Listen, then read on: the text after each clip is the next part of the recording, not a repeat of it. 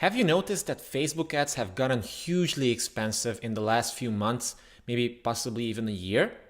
And I'm not talking only marginal increases, I'm talking big, almost doubling cost per clicks and cost per acquisitions. In fact, according to the following article, there has been a huge surge in Facebook ads prices in 2018 and beyond. So what's going on? What's happening here and why are ads getting so expensive? Actually, the answer is surprisingly simple. Facebook itself wants you to do ads in a different way. They want to rewrite the rules of the game and they're going in another direction, which simply isn't really compatible with the old ways anymore. So what I'm about to show you today is directly related to Facebook's new ad strategy, and it's not something that I just came up with or some other guru came up with or something like that. This comes directly from Facebook itself. So the question is, are you still running your ads like it's 2015 or 16? Because the game has changed completely.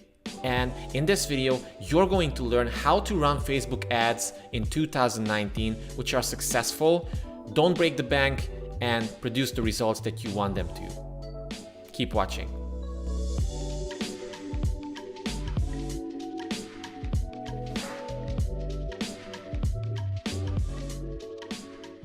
If you're new here, then welcome. My name is Shaba. I'm the founder of Game of Conversions. And if you're interested in Facebook ads, copywriting, digital marketing, conversion rate optimization, then you should definitely subscribe to the channel because I'll be releasing content such as this one on a weekly or bi-weekly basis. So make sure to hit that button below and subscribe to the channel.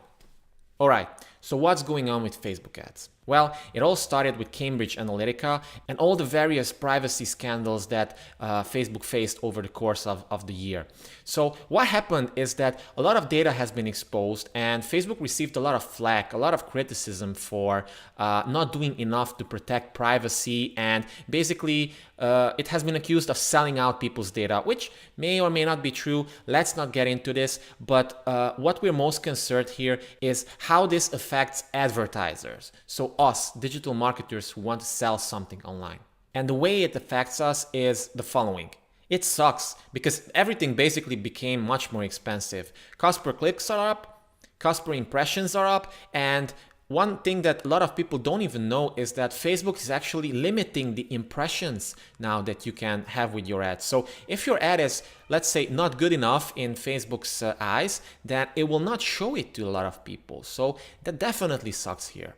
And this also means that things are changing. So what I mean by that is that Facebook is itself transitioning to a new strategic business model. They're focusing more on tight-knit communities, on privacy, and on more personalized communication, and they're moving away from the newsfeed. This might actually be really surprising to hear, but it's true. Facebook is gradually moving away from the newsfeed and focusing more and more on WhatsApp, on Messenger, on groups, and on various, as I said, tight-knit communications. And that also means that their advertising efforts are going to be focusing in these directions as well. And recently, they actually published a document called the Power 5, which kind of explains their reasoning and their strategic way of thinking for the following months, possibly even years. So I want to dive deep into this so that you understand what's going on here. Okay, so I opened up this document that I got directly from Facebook. Actually, this is the shorter version and this is the longer version. And I'm gonna include both links along with other resources in the description section of this video. So make sure to check them out if you want even more details, because this is just a general walkthrough here, okay? But the idea is the following. Facebook wants to implement 5 new strategies which will serve basically as pillars for their new vision. And these pillars are called account simplification, campaign budget optimization, automatic placements, auto advanced matching, dynamic ads, and so on. And in a nutshell, this is what each of these does. So basically, account simplification means just that. Facebook wants you to simplify your account because their algorithm has gotten so smart that it's able to figure out and optimize things on its own, and it doesn't want ad accounts with hundreds of ad sets and, you know, all these complex campaign structures.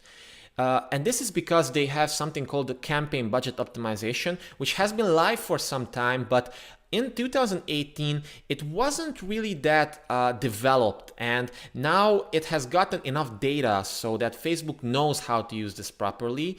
And if you have the audience to support it, then campaign budget optimization is basically, it's really heavily pushed by them, and it's able to dramatically improve your ad placements and your ad results as well. But there are a few caveats that I will cover in a few minutes.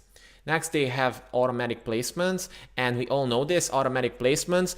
This is also something that the algorithm is responsible for. You know, back in the day, we used to manually select these placements, where to use it, where not to use it, stuff like that. But nowadays, it all forms a harmony, an interconnected system basically, and Facebook knows exactly where to display which ad. But in order for this to work properly, you have to have platform optimized creatives, because otherwise it will crop various creatives, various pictures and videos, so it's not the best experience, and the algorithm sees that as well. So you really have to provide your audience a good experience in this regard. Now, the fourth one is called auto advanced matching, and this is something more, a little bit more complicated. It says accurately attribute conversions and increase audience size. So this is something that you don't really have to concern yourself so much just yet. It basically means that you're tracking all the various analytics and KPIs behind the scenes are going to get reported more precisely, which is good, and which will also make your ads probably perform better in the long run. And finally, we have dynamic ads, which basically show the right products to people who have expressed interest from your site, app, or elsewhere. And if you're in e-commerce, then you probably have seen this already. Dynamic ads are really, really good. And if you sync your product catalog with your Facebook ads account, then you're able to do some more advanced advertising strategies that basically this takes to the next level. And with this, it becomes much easier to retarget people and to really achieve that harmony of giving the right offer to the right person to the right time. And just as you will see shortly, this is very important for this new generation of Facebook ads, because it's all about ad quality. It's all about how people interact with your ad and how they perceive it. Okay, so yeah, that's the document. These don't really seem like big changes, but actually they're really significant. And if you take the first one, for example, simplifying your ad account, it's huge, because it makes stuff like the Michigan method. And if you don't know this, look into it, Google it, the Michigan method. Basically, it was a way in which you created very elaborate, very complicated campaigns with tons of ad sets, basically doing one interest per ad set, and then doing, let's say, 4 ads under each ad set, and you would have hundreds and hundreds of ad sets, because back then this is what worked. The idea was that Facebook isn't smart enough for this, and you really have to test out which audience reacts to what offer and what type of copy and what ad set basically. But now this isn't needed at all. You need less ad sets per campaign. Actually, you need less campaigns as well, and this is true for retargeting as well.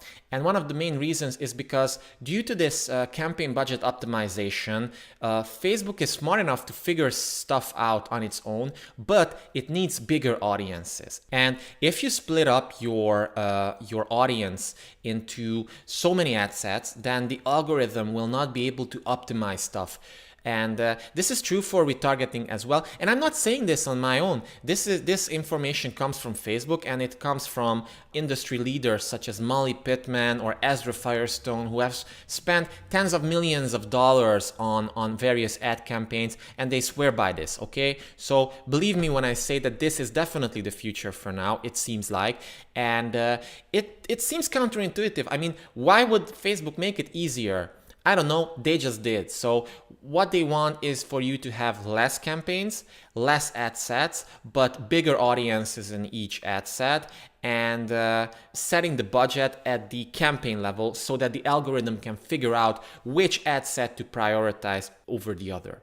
And regarding retargeting, retargeting is still super effective, but even it is hit by this audience penalty, let's say, because now Facebook wants you to not have so many little retargeting audiences, people who visited your page within 30 days, within 7 days, within 40 days, all these stuff, and use them as separate audiences, but create a mega audience that basically includes all website visitors, it includes video engagers, it includes page engagers, people from other sources. So create one mega retargeting, and then the algorithm will be able to figure stuff out on its own with this bigger audience. Now, obviously, if you have the budget for it, and if you're a huge company and you have so many offers and so many various funnels, then it doesn't mean that you should just ditch your already existing ad campaigns and audiences, but if you want to test out new things and see how it works for you,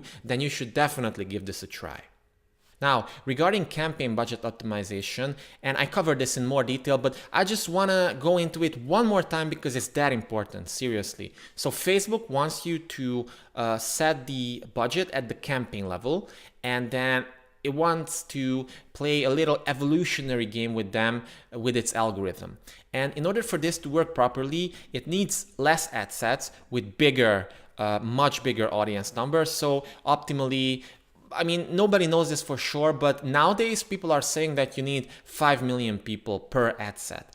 And the reason for this is because it just works better with the algorithm, but this also depends on your budget, obviously. So if you're only spending $20 per day, then you don't need this big of an audience. But otherwise, the algorithm really needs it. And in case you would have so many ad sets, then the algorithm will simply not be able to show this to audiences, because if it senses that one or two ad sets are performing way above the others, even after some amount of time, then it will basically shut off all the others, and it's just there, weighing down your account. So that's it. And regarding the third pillar, automatic placements, just keep in mind that this whole thing is like a big machine. It's smart enough on its own, and Facebook really doesn't seem to want you to meddle with this too much from now on, because even if you pull out just one piece of the puzzle, even if that piece is underperforming, it might tip over the whole system. So if something is working well, that's obviously fine. But if something isn't performing as much as you'd like, don't just turn it off after 3-4 days, because Facebook will automatically cut traffic to that particular placement, to that particular ad creative, or to that particular ad set, okay? Let the algorithm decide the placements, but with placement optimized creatives. So this is very important. So, as a final takeaway, what does this mean for you as a digital marketer or media buyer in 2019 and beyond? Well, you can say it's a double-edged sword. First of all, the positives are that you don't have to meddle with so many technical things anymore, and you don't need all these complicated campaign structures that just, it's hard to manage and hard to look over, and, you need complete teams of people to manage these complex accounts. So that's the positive. The negative is that things changed again, things just got more expensive, and it's way trickier to achieve the same numbers as you did in early 2018, for example. And the reason for this is because Facebook is now focusing more and more on ad quality and the value that you provide to people with that ad, and how customers or people engage with your ad. So this is really, really important from now on, and that's probably the reason why they've implemented this new feedback score system that they have. And in case you don't know this, I'm gonna make a separate video about this one because it's very important. But for now, just know that your page is awarded a feedback between 1 and 5. And based on this feedback score, you are penalized or barred from advertising at all, or even your cost per impressions or cost per clicks are changing dynamically because of this. And this score is influenced by a lot of things, as I said, about how customers interact, how they like, how they comment, how they share, how many people flag your ad actually. And it's even influenced by stuff such as how your customer service quality was after people purchased something from you. So this is crazy. It's not enough to just write a Facebook compliant ad, even send them to a landing page, which is also Facebook compliant. But now the whole system looks at fulfillment as well. They are able to gather information 3 days after somebody buys something. And if they report you, or if they're not satisfied with your shipping or something, then you will still get penalized and you will still get points deducted from you. So it's that comprehensive from now on. And to give you a better idea how this feedback score basically impacts your ability to advertise and your ad costs and everything, here's a little primer from that video that I will do in a few weeks. So if your page feedback score is between 2 and 1, that page ads will receive a delivery penalty, meaning that the ads will cost more and reach fewer people. If the score drops to 1 or below, your page will no longer be able to run ads on Facebook platforms. If you successfully reduce the amount of negative feedback to an acceptable threshold and the page's score improves above 2, your ad delivery should improve. So this is huge, and you have to be very considerate of your whole funnel from now on if you want to run cost-effective Facebook ads. So what this means is that from now on you have to set clear expectations of what you're selling or your offer. You have to set clear expectations for shipping and service. You also have to set expectations and provide bulletproof customer support. And finally, this is something that a lot of people don't think about, but you also have to make sure that you're able to meet customer demand. So that is huge. Think about it.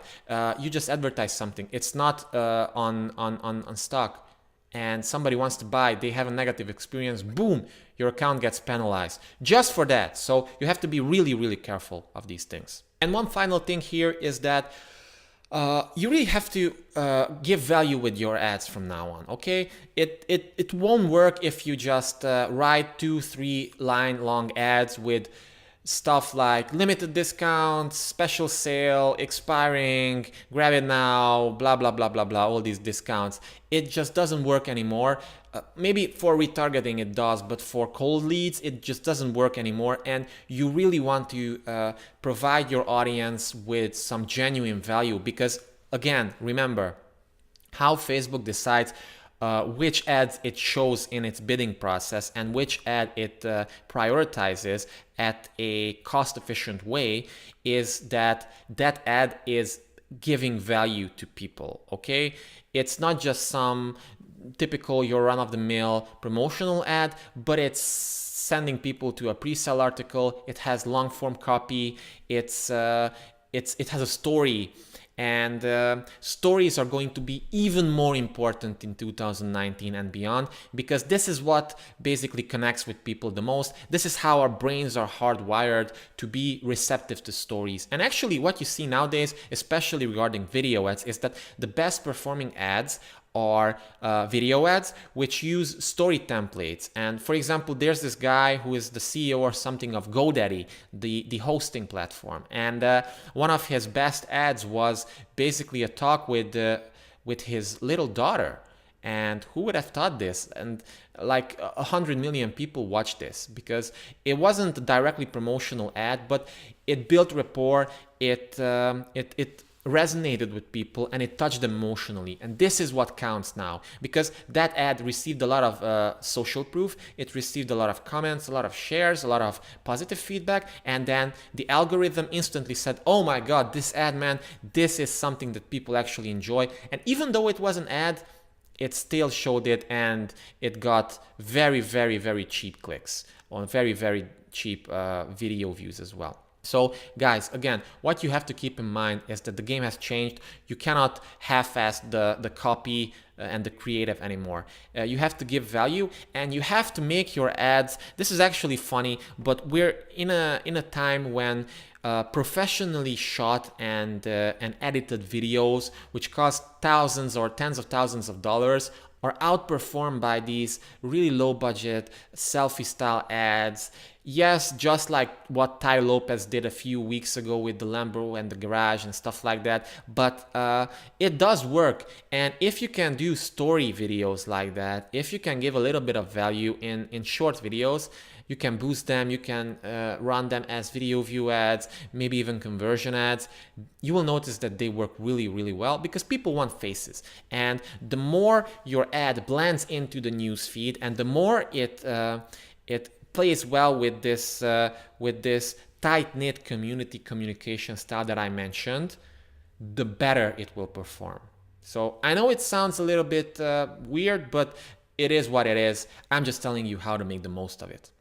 So yeah, I really hope that you enjoyed this video, and if you want me to create another one that goes deeper into this point system that I just mentioned, then leave a comment below and let me know, and I will definitely make it happen. Also, make sure to subscribe to the channel and hit that little notification bell under this video, because that way you will be the first to know when I release new content and you won't miss it. And hey, if you want to learn more about conversion rate optimization and copywriting, then check out my website as well, gameofconversions.com, because you'll find a lot of good stuff there as well. So thank you so much for watching. I hope you enjoyed it, and see you in the next one. Cheers.